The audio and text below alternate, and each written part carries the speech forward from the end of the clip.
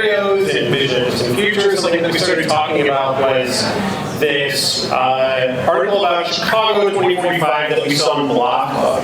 And we felt like there might be an interesting opportunity for us to explore Chicago 2045 that isn't just about cool stuff in the building.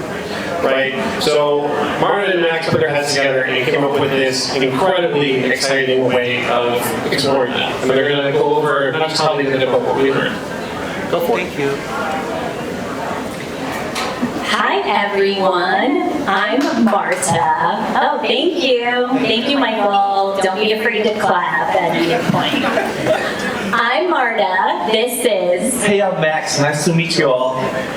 I'm a senior director, design researcher, anthropologist by training, and I also work on IDEO's featuring portfolio.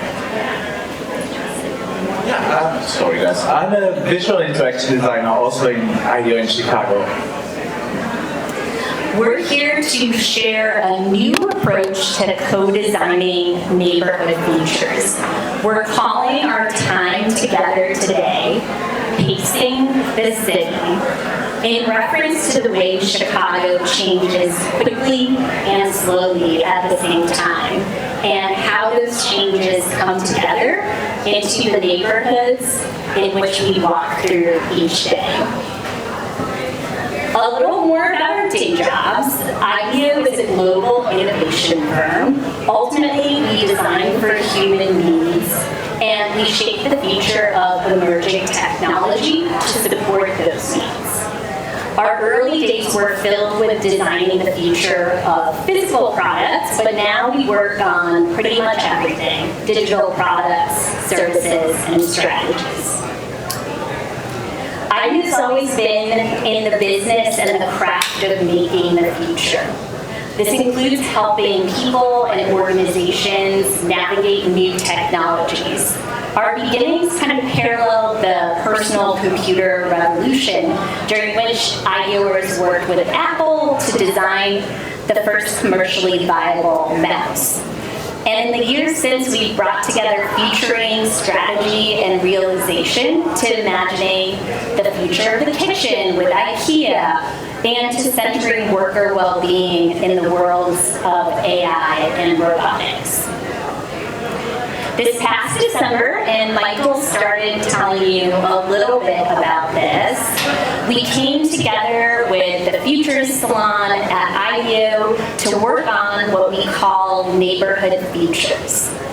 We were inspired by that plan for the Loop, but said to ourselves, hey, what are other stories of other neighborhoods that a lot of us live in?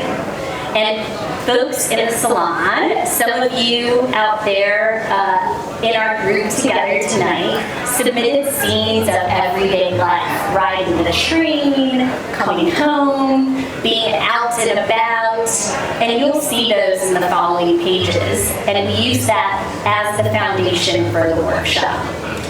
In advance, Max and I, Alexa, who's right here, our other teammates, we gathered signals, which are a little more featuring teaching moment, but these are observations or small changes, innovations in the world that, if continued, would significantly influence our world. So these included to, but weren't limited to, fashion, technology, economics.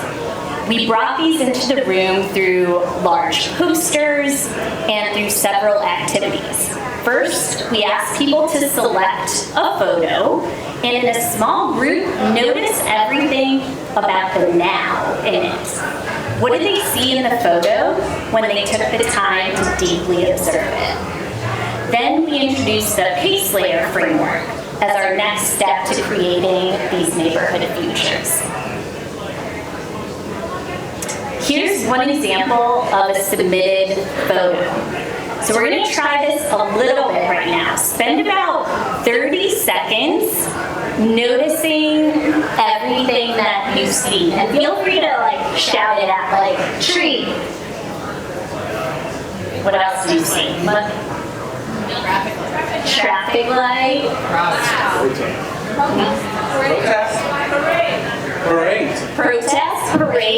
Yeah, interesting, different interpretations. Government officials. Government officials, and what did I hear over here? Hey, yeah, bus stop. Oh my gosh, great to see you. Great, and I think there's more too, right? The longer you look at this image, the more you notice. And we'll come back to it later. Let's share a little bit more about the PACE layers framework. This is from Stuart Brand from his book, The Clock of the Long Now.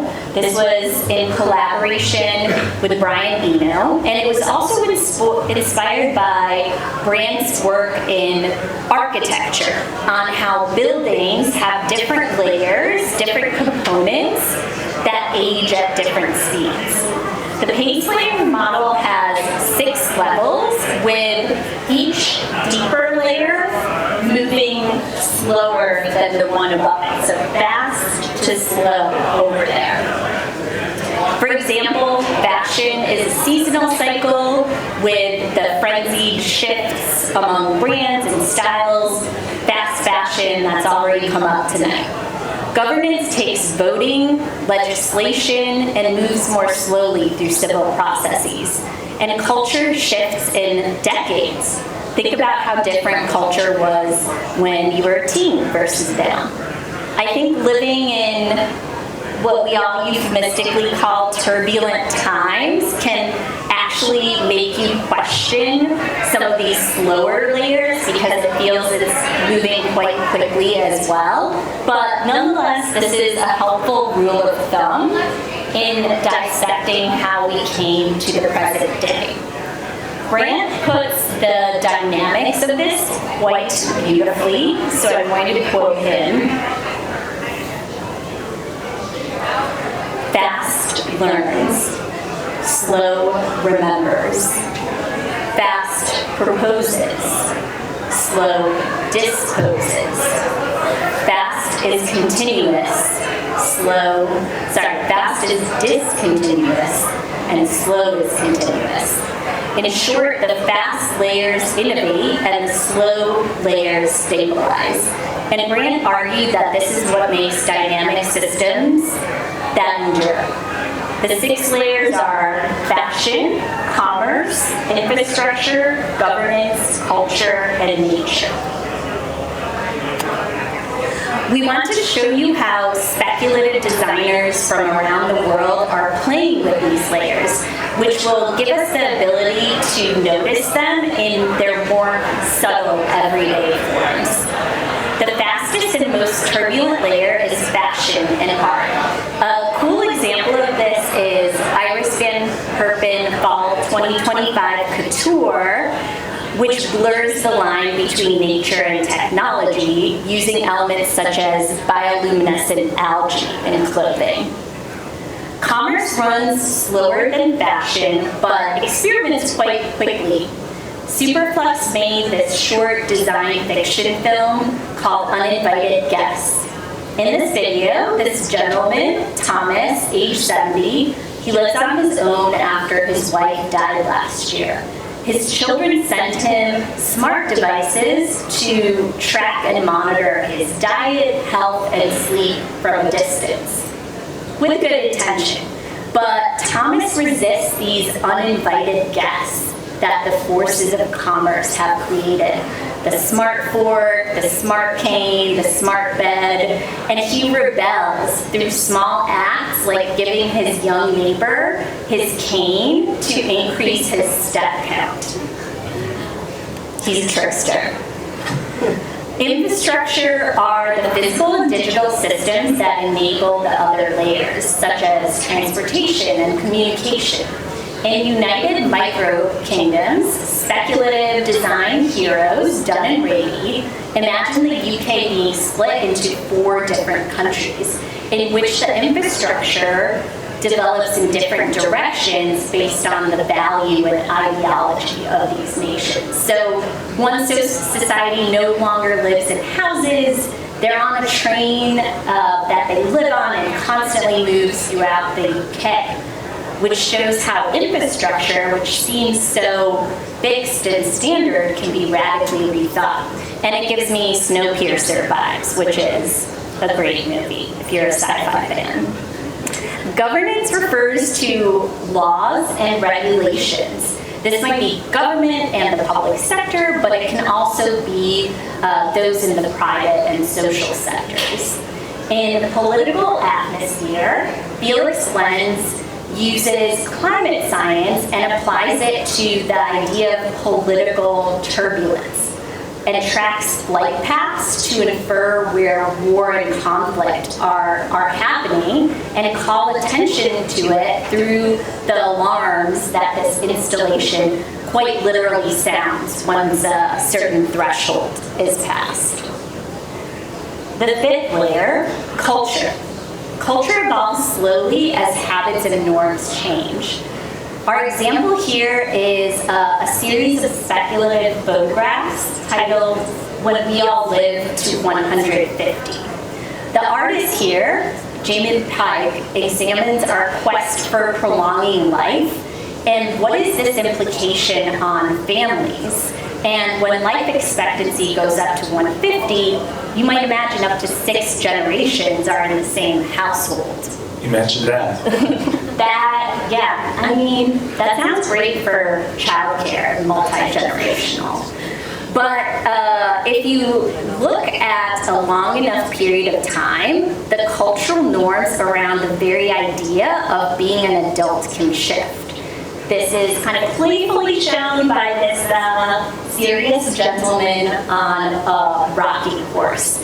And similarly, when you look back, which is also a useful thing to do as a futurist, the life stage of being an adolescent or a teen has only been around for the past century. And finally, in nature, the planet, environment, and ecology is the slowest and most constant layer. The Pink Chicken Project is a proposal to use CRISPR gene editing to color all chickens pink. Why might one suggest this, you ask? Since geologists think that chicken bones will be a key marker of the Anthropocene, the human era, over eons, this would create a thin pink line in the fossil record. And that would mark our coming and perhaps our going. Yes, the bones of the 60 billion chickens that are killed every year are hypothesized to leave a distinct trace in the rock strata. Initially absurdist, this speculative idea forces our thinking from today to thousands of years in the future. At our workshop, people chose a pace layer 2 and projected forward into the future, annotating their photo with drawings and text. Then they wrote a micro-narrative. I wonder if this is the flash fiction approach you mentioned. They wrote a narrative that answered the question, you are standing in this place, transported to 2045. In your first few minutes there, what you see, hear, experience, we share this short story with each other. All right, let's try it. We have some base layer cards. I don't know if you have them already. Otherwise, thank you very much. Sticker for you. Daniela, would you mind just handing them a little back? And we would like to try it a little bit. So let's look at the picture and get started.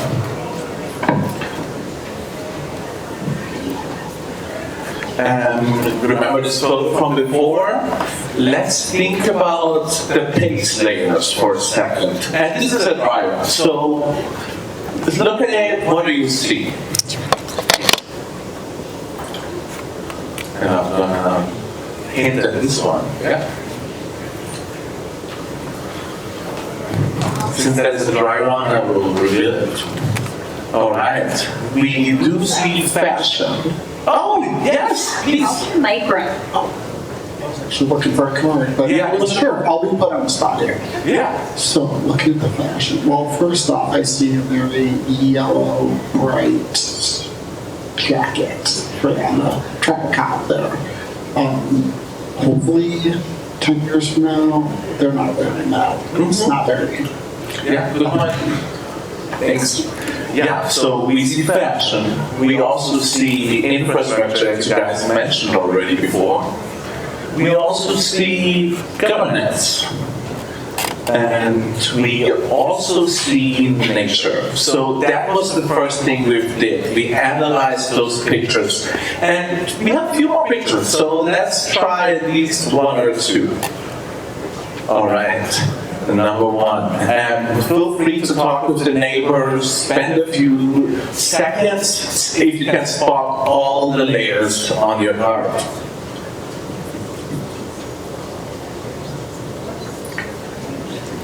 Would commerce be like the act of the concert? That's a great point, exactly. Like the ticket sale, for example. And let's make it a bingo. Who does all of them screams bingo?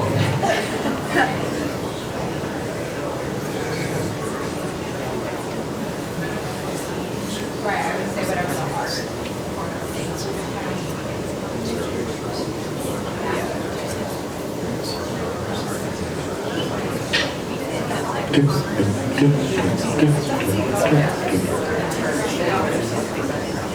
Bingo.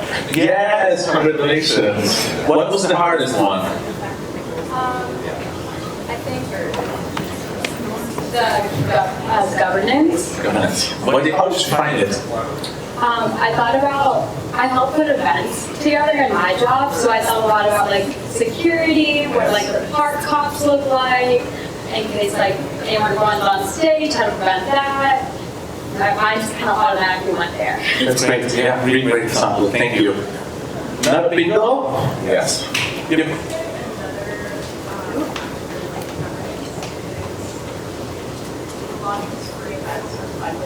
Tax dollars, so guess the governance part. Yeah, it's a great one. Yeah. Accessible, free. Yeah. That's a great point, and like some of this is invisible and inferred. You have to think about it a little bit, but it becomes obvious as you look longer. Just from a cultural perspective, and this is also kind of governance, but everybody seems to know what to do. They know what's expected of them in this environment. It's very orderly, and there's some people on the lawn because that's what you do, and there's some people that are closer up because perhaps they're more fans of the music than just being there to socialize. Yeah, great one. Thanks. Yeah, even facing forward, that's a cultural norm. I have been in both places and I like them both. Great, so pictures is a great way to analyze, but as Marta said, we create some stories. So now we're gonna go away from a picture and we make it a bit like active listening, as we like to say. And this is not sponsored, but I use 11 apps, so you will have the latest model, guys, so hopefully you like it. All right, more pictures, but let's go into the story. And while we go through that, try to almost retrofit how those different layers show up. Anything to add, Marta?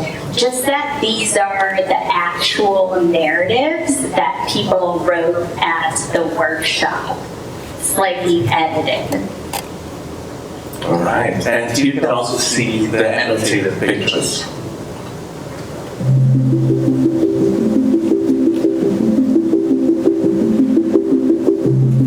We are on the lake, secluded from a hyper-urban, highly populated city.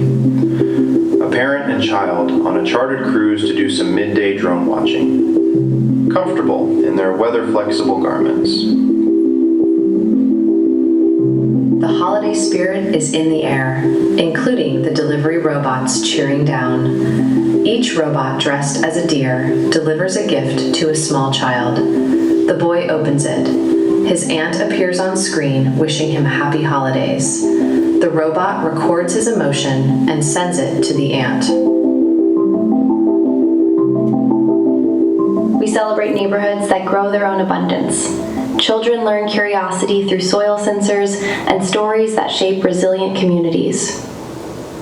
We design earth farms and merge biology with computation so every resident understands the systems that nourish them. Every block becomes a classroom that cultivates healthier cities and chickens.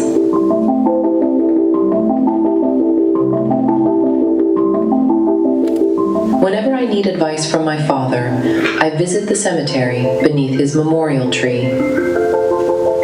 A small, ordinary-looking screen, about a foot wide. Using my subscription fob, as it lights up, I hear his voice. He recognizes me through the camera, familiar enough to comfort me in a hard time. The street signs and the street lights converged into one thing, which could also tell us there's going to be a slowdown up here. Police and demonstrators, a smaller physical presence of people, more complete communication between the protesters through wearable tech or through speakers embedded in sidewalks. It's Christmas time in Chicago, a beautiful 70-degree day. The city is hosting a local senior community, the annual Chicago AI Orchestra performance of the Nutcracker. The music and sound waves create regenerative energy that powers the lights. Drones deliver picnic dinners and the spectators safely to their seats. A tech forest, connection-free zone that allows spectators to disconnect and be in common.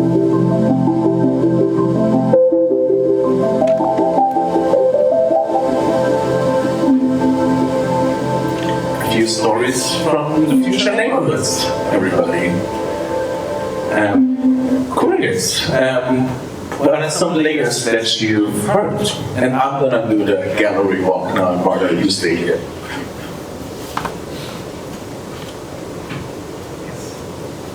They mentioned Christmas in Chicago, 70-degree day. Global warming?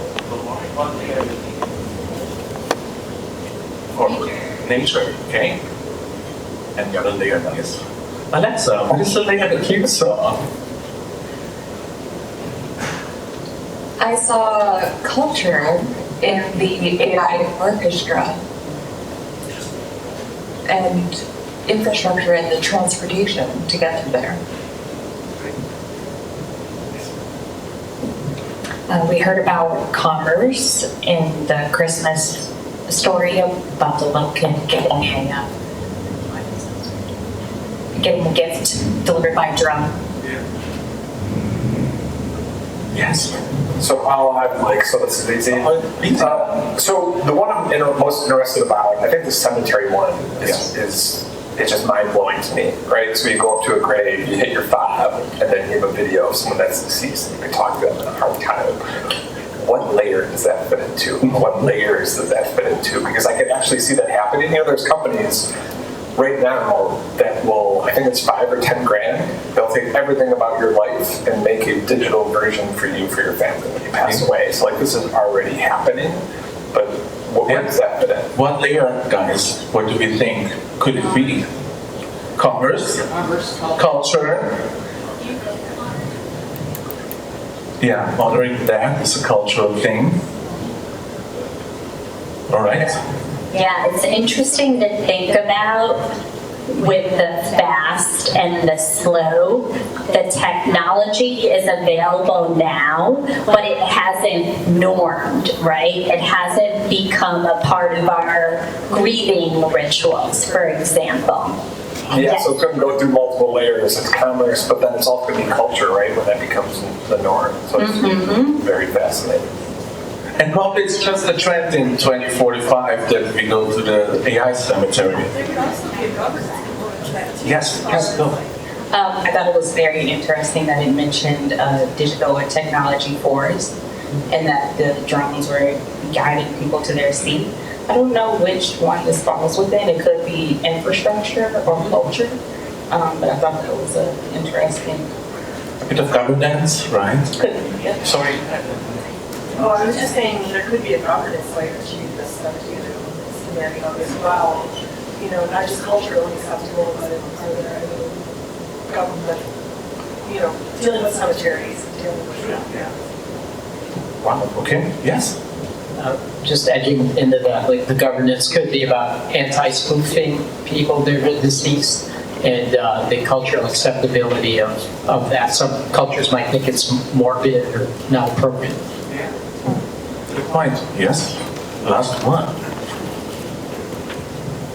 I was just going to say, I really like how you look at the different pictures, the layers that conflict. Like, there's a sidewalk that's been there for how long, an iron fence has been there, how many lives have lived, and then you see this robot coming down the street.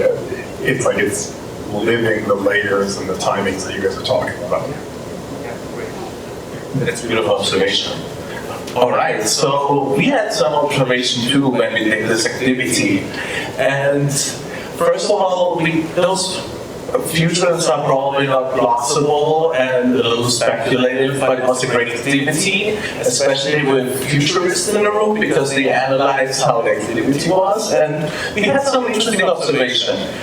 First of all, context shapes foresight. So the mood and the environment around you really quietly biases you to the futures you can imagine. There was a conversation, if it would be a rainy day, it would be all dystopian, and if we would have a bunch of puppies, it would be all utopian. So it was an interesting thing that your surrounding is kind of influencing how you look at the future. So really pay attention where you do your future work and how it impacts you. A second one was definitely diverse perspectives create diverse futures.